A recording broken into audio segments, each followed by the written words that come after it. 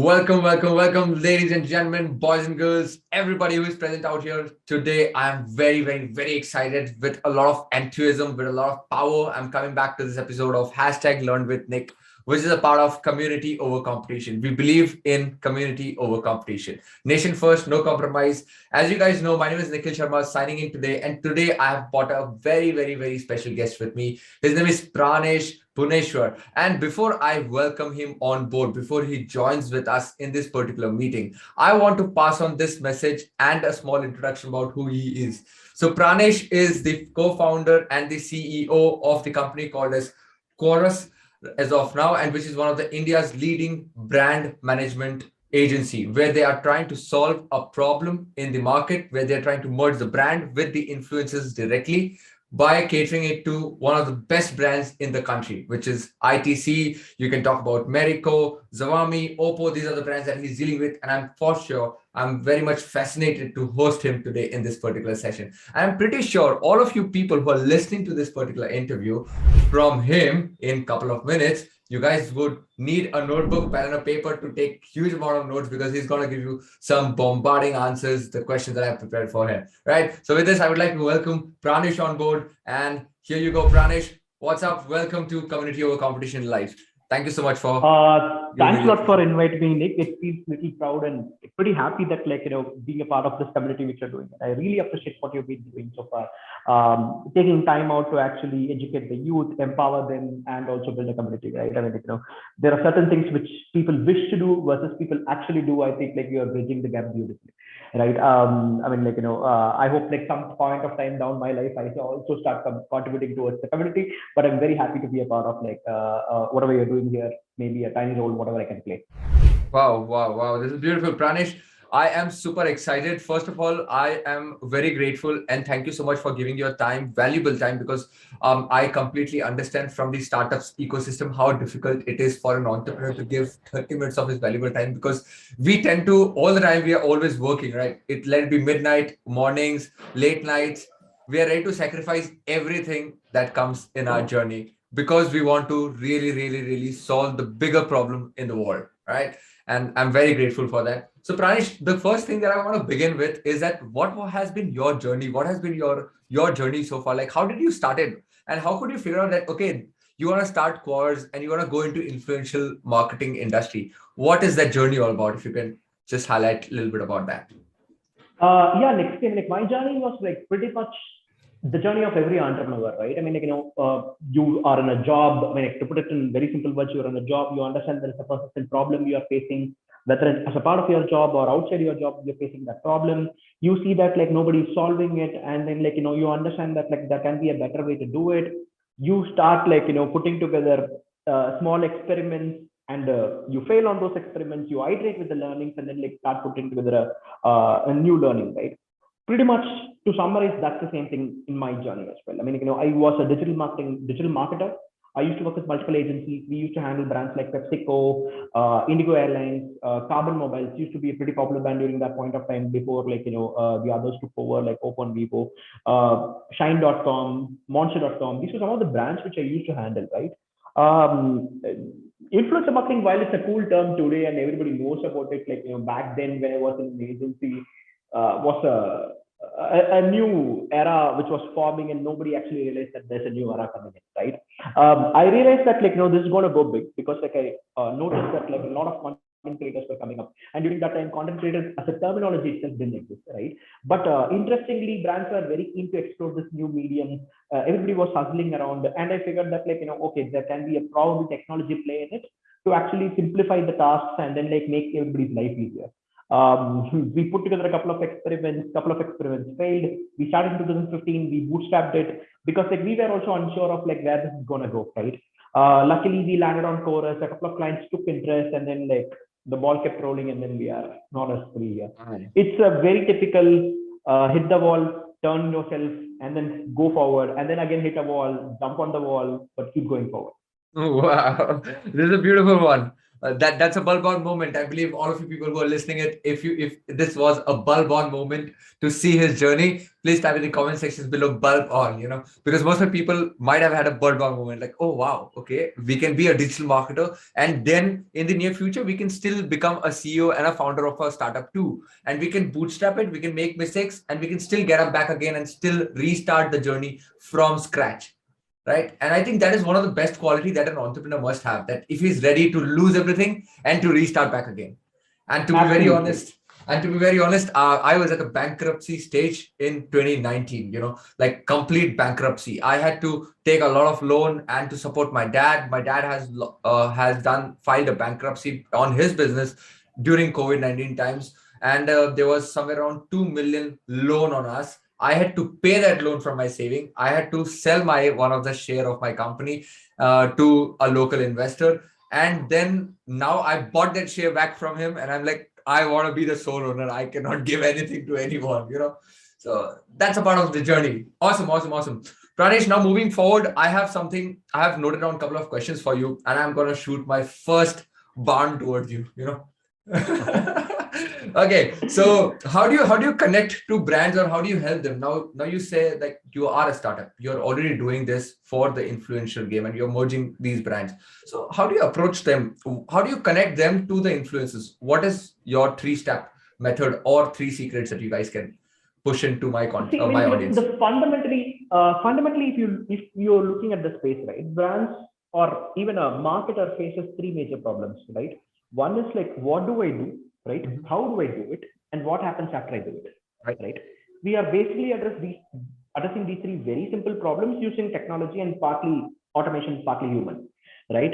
Because it's a human-driven ecosystem. If you're not actually dealing with websites, you're dealing with humans at the end of the day when you're actually working with influencers, right? The first part is like what do I be? What should I be actually doing, right? Which is basically the research phase. What kind of influencers you should be working? What is the outcome which you can expect from these influencers?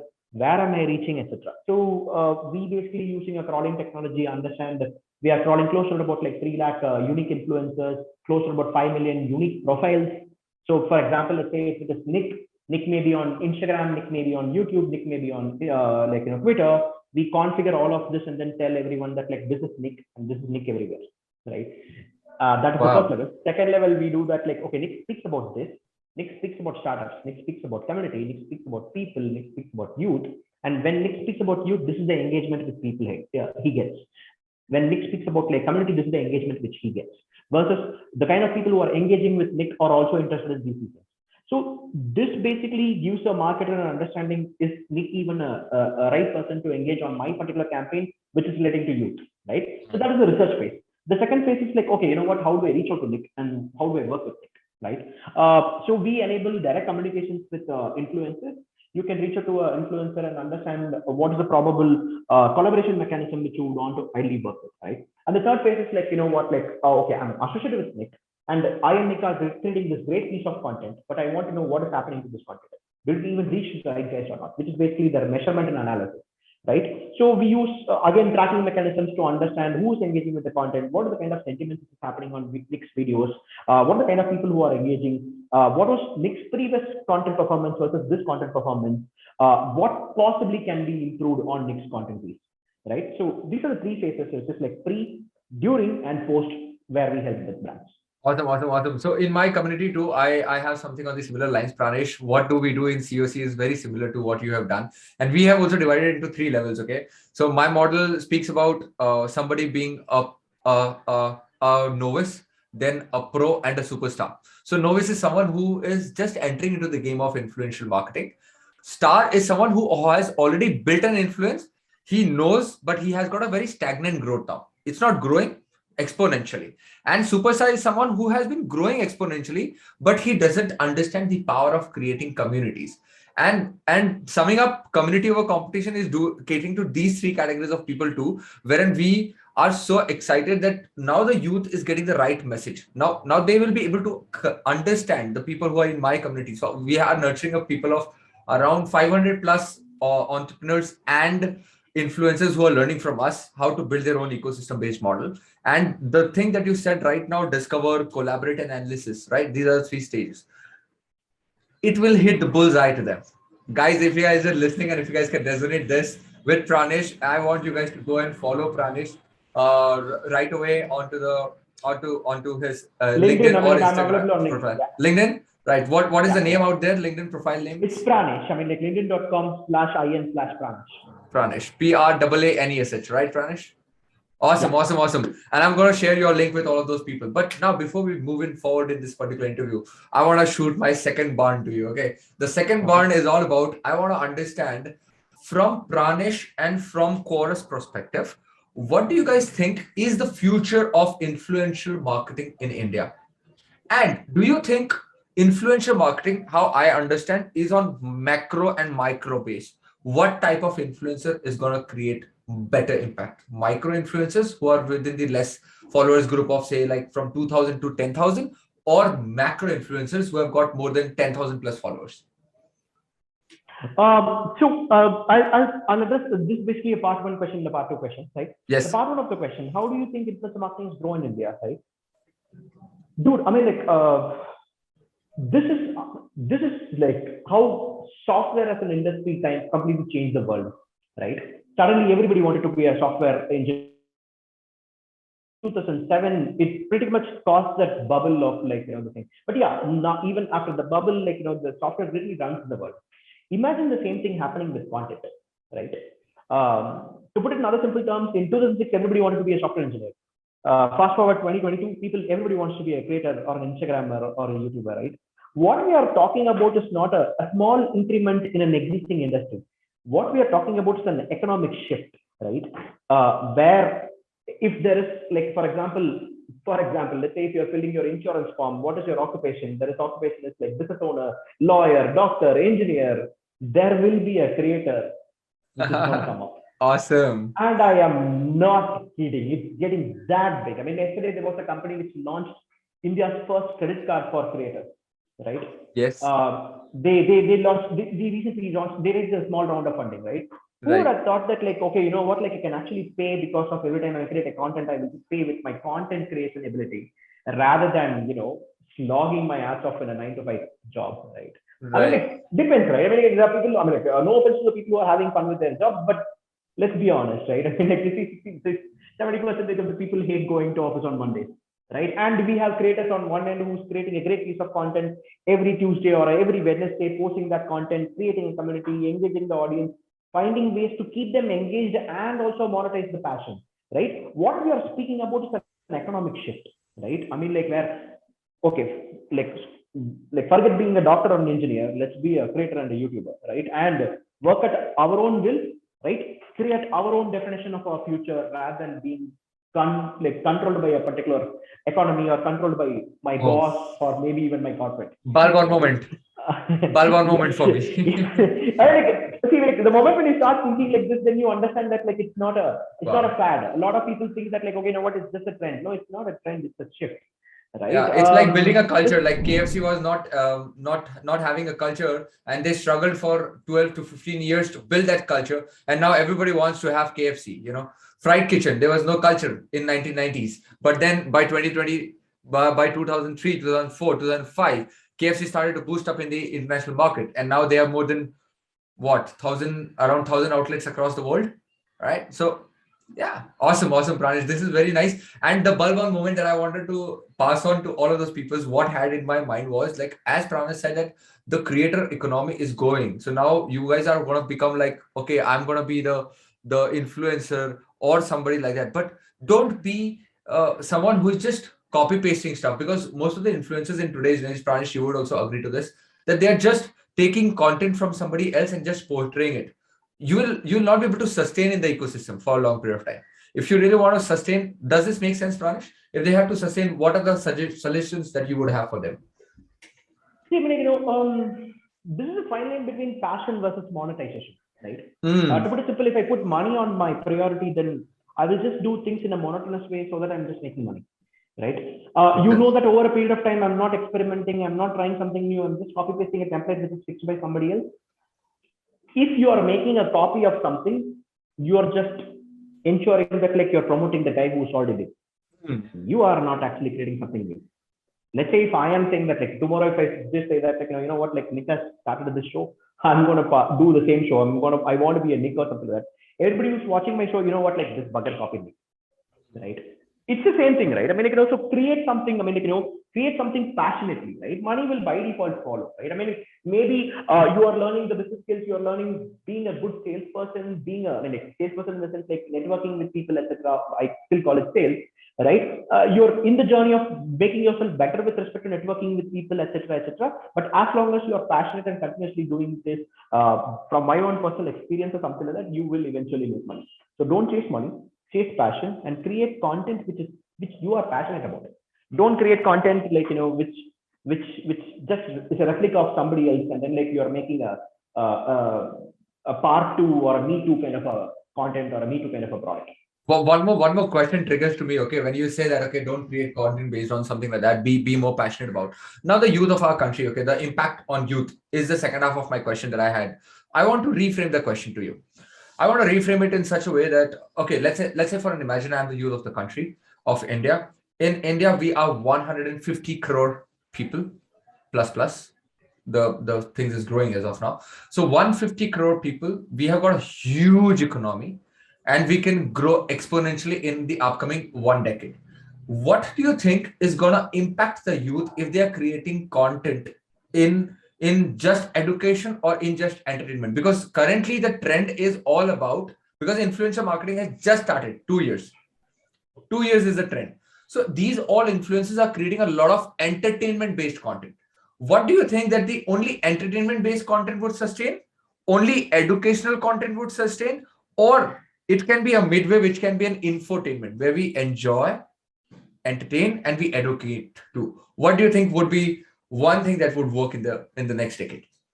See, I mean, this is a debate between a quality and a quantity kind of a conversation, Yes. Nick.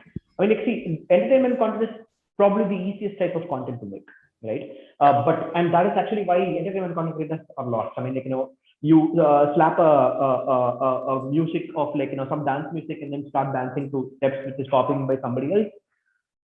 A few 100,000 videos get framed every time a song gets like trending, right? Yes. Versus when you're genuinely trying to educate an audience or something, the number of like such videos is very small, right? The funda is whether you want 10,000 people who are watching your content or whether you want 10 people who are buying from your content, buying Oh from your wow. recommendation, right? I Beautiful. mean, like when you're educating the audience, when you're truly educating the audience or something like that, maybe you are not having 10,000 followers, maybe you just have 10 followers, but they will believe whatever you're telling, right? I mean, it's not about the quality, I mean, the quantity of the number, it's the quality of the people who are actually mattering, right? So especially whenever you're touching on categories which are not actually spoken or it's not mass or massy kind of a category or something like that, you're going to actually face this: should I go for followers or should I go for engagement, right? I would believe always go for engagement, I right? personally face this. Thank you for clarification.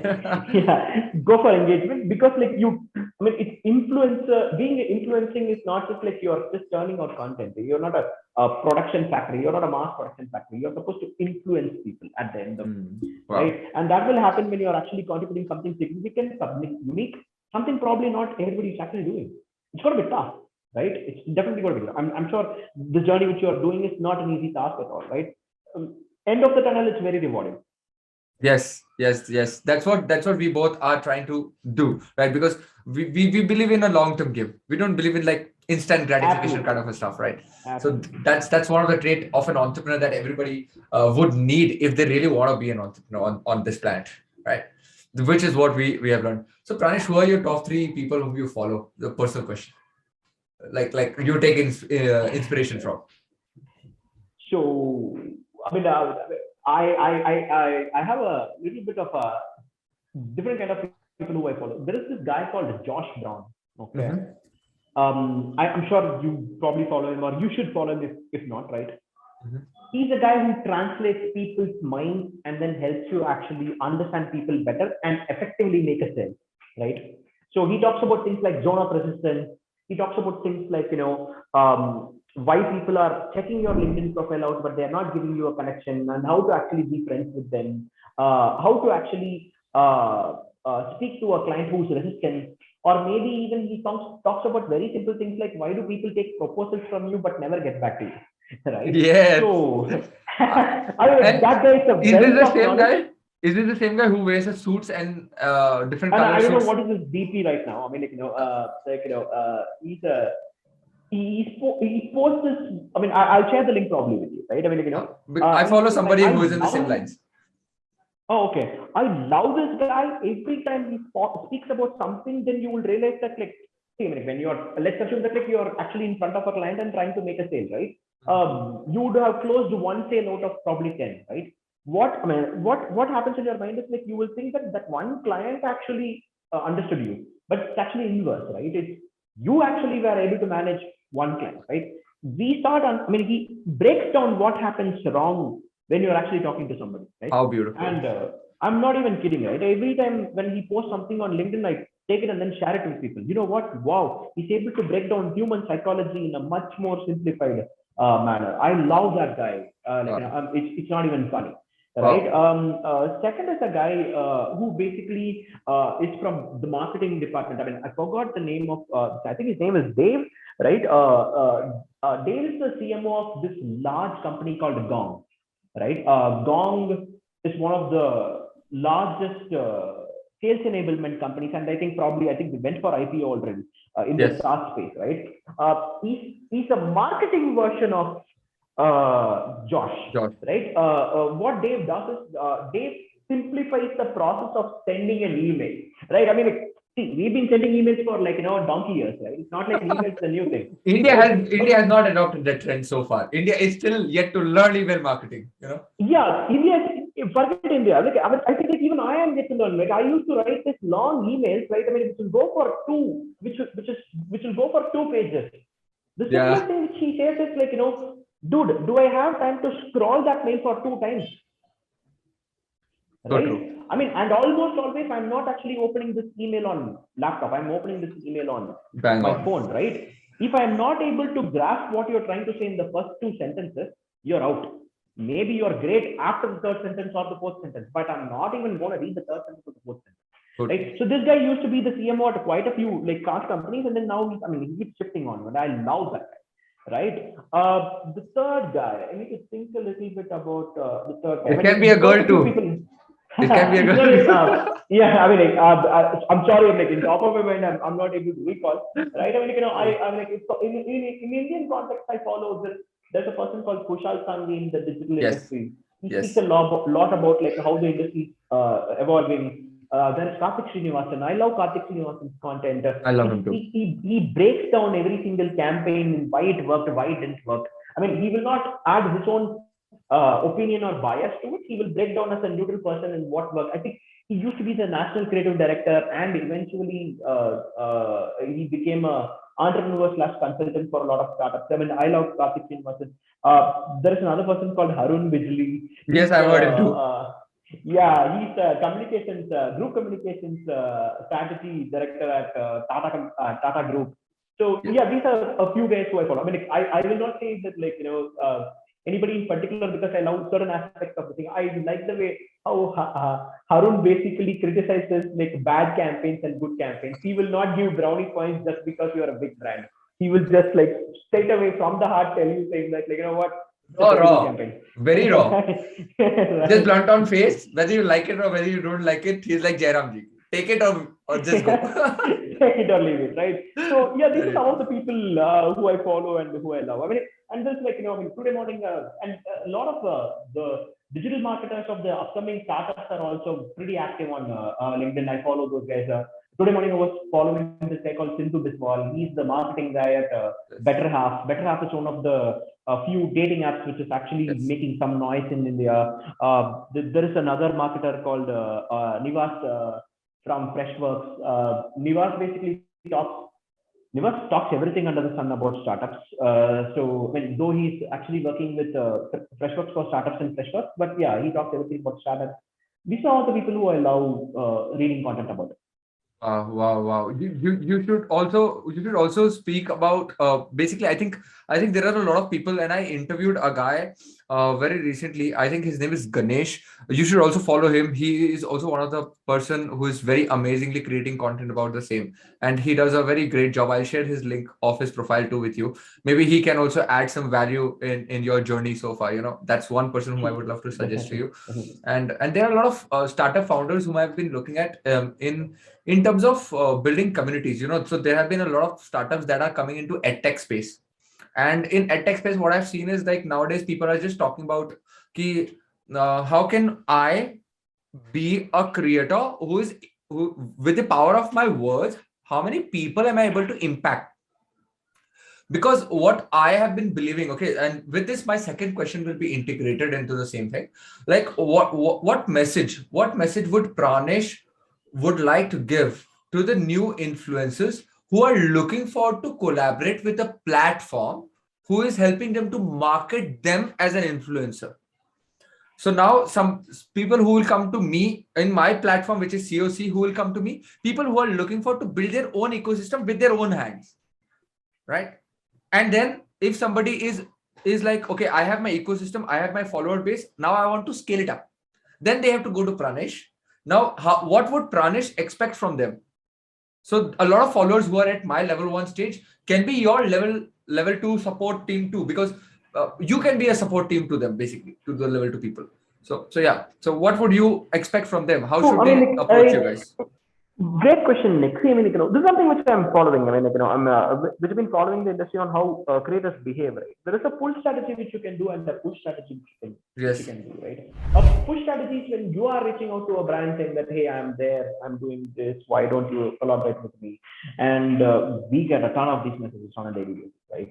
And there's a pull strategy where you're just being so unique that, like, if I'm actually working on a particular brand or a type of messaging, I don't have a choice but to actually approach you, right?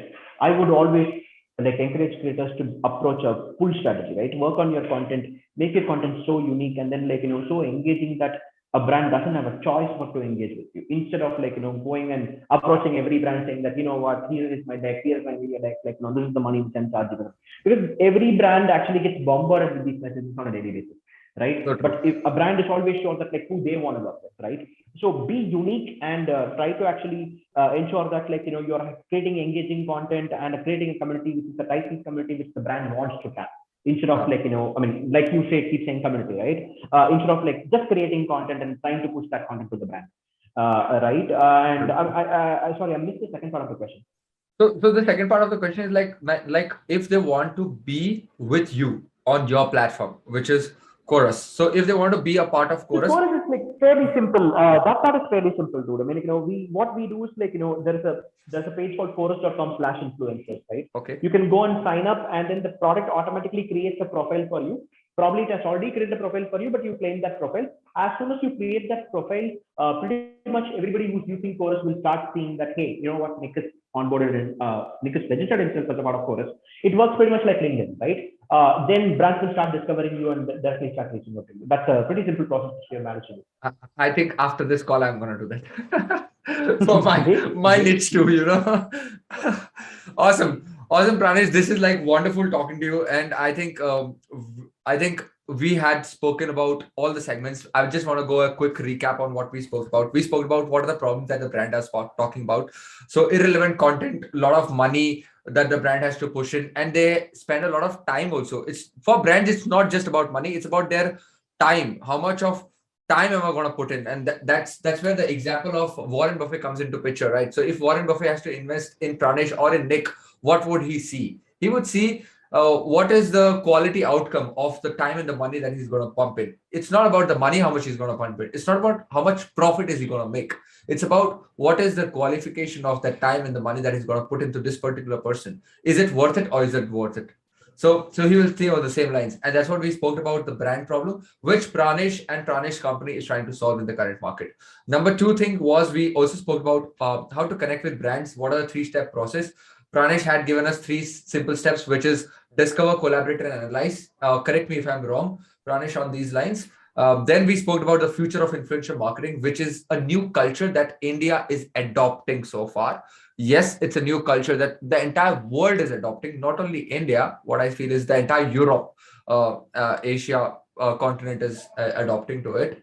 And then the fourth question was about what message do you have for influencers? So guys, create more quality content. That's what he is trying to pass on a message to all of you people. Don't worry about how many followers you have, how much of this or that you are able to generate, or how much of story views are you able to create. Create quality over quantity. Right, Pranish? Absolutely, absolutely. Quality over quantity. Awesome. And last Sorry, question. quality, yeah, quality over quantity. Yeah. Quality over competition. Awesome. So now the last thing, Pranish, that I have for you is like, what would you suggest me as a creator, as an entrepreneur, from your perspective? Because you're already a senior to me in this particular game of entrepreneurship.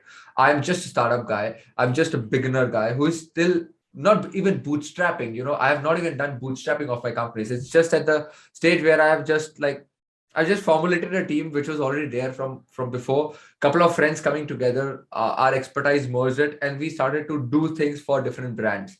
So, what suggestion do you have for me that in which direction should I move forward? So to be honest, you're doing a great job. You're on the right path, right? I mean, and I'm sure you would have factored this in. I mean, probably I'm not giving you an advice. Probably I'm just telling you how things are going to look for the future from you, right? Things look great when you're actually doing it in a small community, right? And what you're doing is something which a large community needs, right? So, and this is going to be a hair pulling and a nail biting kind of a journey where you're trying to do what you're doing for 10 people for probably 10 lakh people, right? So basically put into factors of scale and then try to see how am I going to make a 1,000 people company out of it, right? In a very consistent way. That's always also the bridge where a lot of entrepreneurs who actually go and become a $1 billion company versus people who take an exit in a very small phase actually do, right? The ones who actually build a $1 billion company are the people who are able to take that leap of scale, right? Versus I'm good with this particular target market which I'm addressed to. I'm not too sure if I want to address a larger market. So that is something which as an early entrepreneur which you are versus I am actually crossing the bridge. It's not that I have crossed the bridge, right? I'm also in the process of crossing the bridge, right? I would want to iterate saying that start looking at things 10,000 times rather than 10 times. Awesome, Pranish. This is like something. Yes, it's motivating. It's inspiring, and I believe that motivation would only last for a couple of minutes because you would motivate me. I after this call, I will again go back to my mobile phone, maybe, or any creator that I see how the psychology works is they go back to the mobile, they just scroll, and they forget that motivation because they are now their mind is intact with some another motivation. But I'm truly inspired by this particular interview, and please accept my gratitude, my heartly gratitude, to give me your precious time and to tell me that, okay, Nick, don't think 10x, think 1000x. You would at least reach to 100x. Yeah. No, don't at Huh? least just reach 1,000x. Okay, Just reach the awesome. 1,000x. Don't. I don't believe in a shoot for the stars and then go for the moon. Just go for the star. Why do you even hope that you'll end up? Oh, wow. Just go towards the star. Awesome. Inspiring, Pranish. Thank you so much. This is wonderful talking to you. And I just want to give you a thank you note before we end this particular conversation. I believe all of those people who have been listening to us, this interview would make an impact. And we believe that this should make an impact in your lives, in your day-to-day content creation strategy, in your day-to-day marketing, in your day-to-day. If you're a brand, if you're an entrepreneur, if you're a coach, trainer, consultant, anyone, you can take few pointers out of what Pranish had been identifying in today's conversation. Pick some pointers, take a note of it, and what you can do is maybe drop a post on your LinkedIn with the top 3 learnings of today's interview. Tag Pranish and me on that particular thing using the hashtag of COC, hashtag COC India, or you can use hashtag community over competition, or you can also use hashtag LearnWithNik. Pranish, any hashtag that you have for your organization as of now? No, I'm good, dude. We are So, not adapting. I am not. so that we can identify. I would appreciate it. It's still a COC hashtag. Okay. They can also use hashtag Qoruz, maybe. Awesome. So with that, we will be able to identify that what have they really learned out from this particular interview as a feedback it would come to us. And thank you so much, Pranish, once again for a beautiful interview and your time. Thanks a lot for your time, Nitin. I'm happy to have been a part of it. My pleasure, Pranish. Thank you so much. Yeah.